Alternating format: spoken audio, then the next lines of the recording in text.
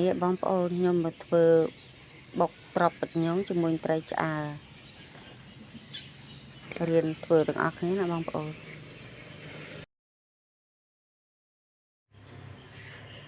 ហើយនេះខ្ញុំមានមេនុយថ្មីមកបុកត្រប់បិទញងនិងត្រីឆ្អើទាំងអស់គ្នាបងប្អូនឃើញតែគេធ្វើសាក់ធ្វើខ្លួនឯងម្ដងមកយ៉ាងម៉េចដែរ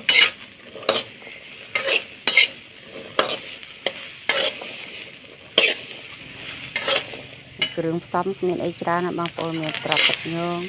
ម្ទេសនិងខ្ទឹមសខ្ទឹមក្រហមខ្ញុំយកមកលីងវាឲ្យឈ្ងុយឲ្យឆ្អិនល្អសិនបងប្អូនចាំយើងយកទៅបិទយកទៅបុក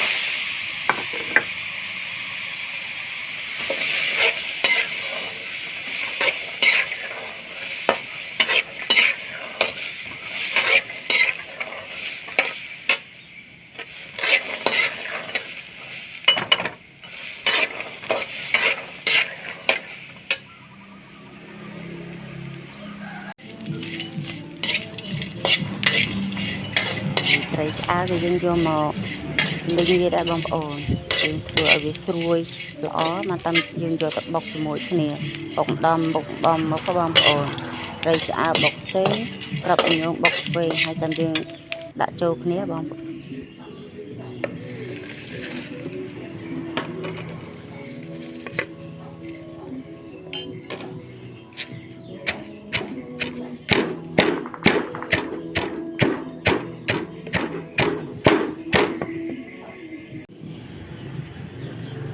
បុកយើងបុកគ្រឿងផ្សំខាងលើទាំងអស់នេះយើងម្ដងតិច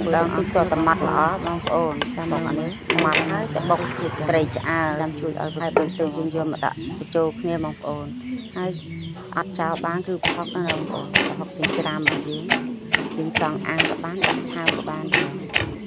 ដាក់ទៅឆ្ងាញ់ជាតិភាសាប្រហុកយើងប្រហុកស្រែយើងធ្វើខ្លួនឯងឆ្ងាញ់ណាបងប្អូន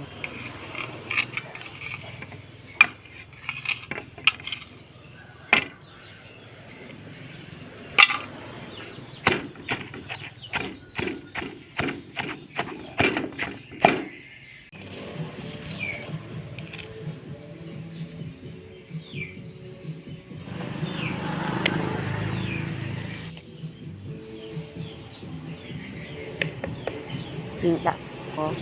រសយើងដាក់ពីព្រាទូចនេះអូគ្រឿងផ្សំរបស់យើងរៀងច្រើនដែរថែមចេកបន្តិចបងប្អូនមានកសាំងមានអីហ្នឹងលក់មើលតាមការចូលចិត្តរបស់បងប្អូនចូលចិត្តមិនធ្វើអញ្ចឹងបងប្អូនរំមតែមួយឆ្នាំដែលយើងចូលចិត្តខ្លួនយើង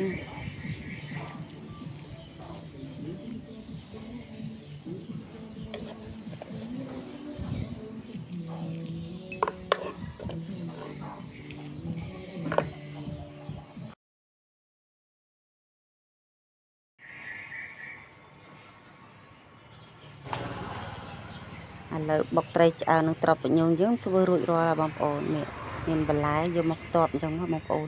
ជាតិបាច់ទេបងប្អូនដាក់ឡើងស្រួចខ្ញោកតែម្ដងបន្លែកាន់តែច្រើនកាន់តែឆ្ងាញ់បងប្អូនមិនតិចតិចក្លៀកចូលចិត្តអញ្ចឹងបងប្អូនវាជាតិហ្មង